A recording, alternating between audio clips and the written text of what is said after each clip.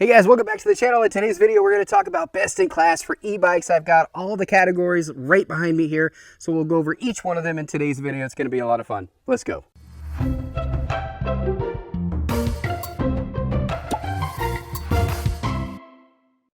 All right, so we're going to start off with speed, but before I do that, I want you to know that each of these bikes that I cover today, I have full reviews on our channel. So if you want to see riding scenes, drone footage, close-up photos, all the detailed specs about each of these bikes, I do have those videos. Make sure you click our channel name and search for this e-bike. So this one here is top in speed. Now this was a tough one because there's actually faster e-bikes right off the assembly line than this one right here. But with a few tweaks of the panel, you can get this thing up to 43 miles per hour. It is a legal bike to purchase in the United States. Now I know some e-bikes might go faster, but they're illegal to purchase and or own. So you need to get one that does have a limiter, and then you can just unlock that limiter. So this one here is the Ebikes Rhino, has a 52 volt battery, 1357 watt hours.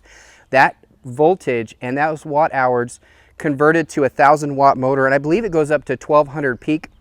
This thing will blast easily at 43 miles per hour, very comfortably for up to a 90-mile range. So this thing here is fantastic for speed. So if you want to just get on the road and take off 43 miles an hour, the Ebikes Rhino is a great option. So next, let's talk about value, and this is a tough one.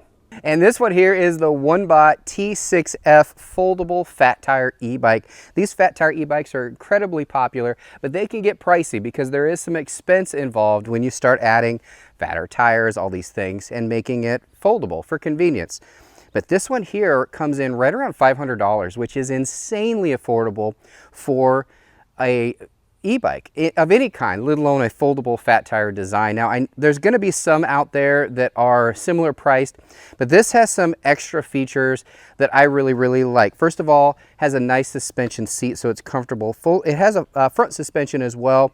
It does have the fenders and a back rack included. And the reason I chose this, because this was a difficult one, because there's a lot of affordable e-bikes under $500. What really set this one apart from all the other ones, honestly, was the fact that it came pre-built. That means typically when you buy an e-bike online, you have to open the box, put it together. It could take hours, if not days in some cases.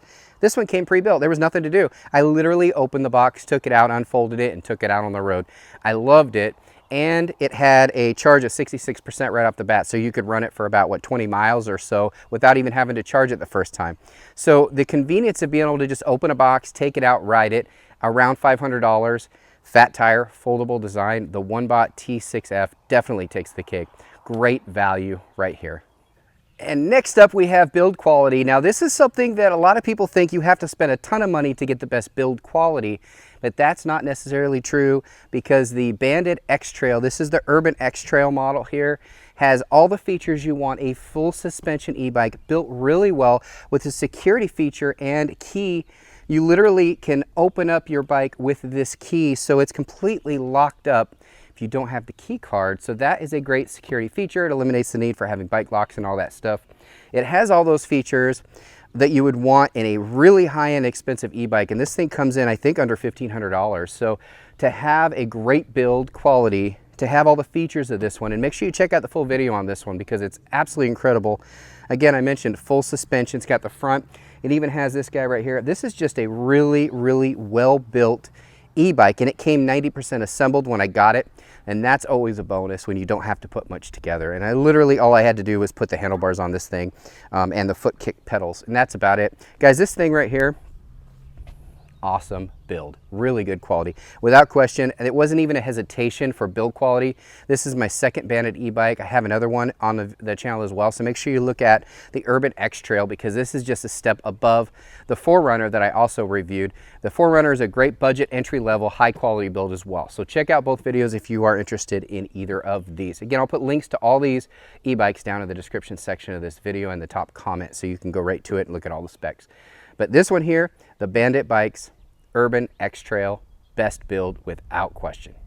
And finally, we're going to talk about range. Now, this is the Antioquia A8, and I have a couple videos on the channel on this e-bike because it does have the longest range of any e-bike I've ever seen, of over 200 miles. So I live in Ohio. I could drive to another state with this on a single charge, and if you use the inverter and a solar panel, you could recharge it.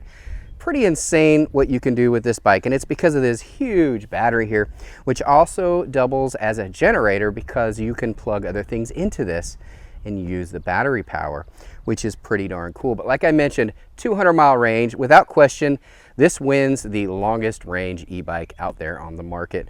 There might be other ones coming this year, later this year. I think there's a couple brands that have reached out to me to review their e-bikes, and they claim to have even further than 200 miles. So I'll bring that to you once I get it. But as of right now, this is the longest range e-bike I've ever seen. Comes with all kinds of cool features, guys. Check out the full review on this. And again, like I mentioned, any of these e-bikes, make sure you check out the links in the description section to find out more, or watch the videos I do on these where I have, like I said, riding scenes on each one of these. Some really cool e-bikes. I really hope you enjoyed this video. I enjoy making videos like this.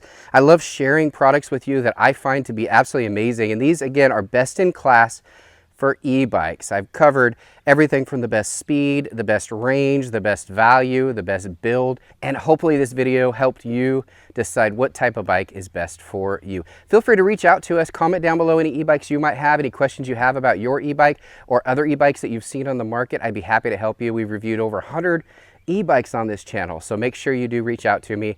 I'd be glad to help. Thanks again, everybody.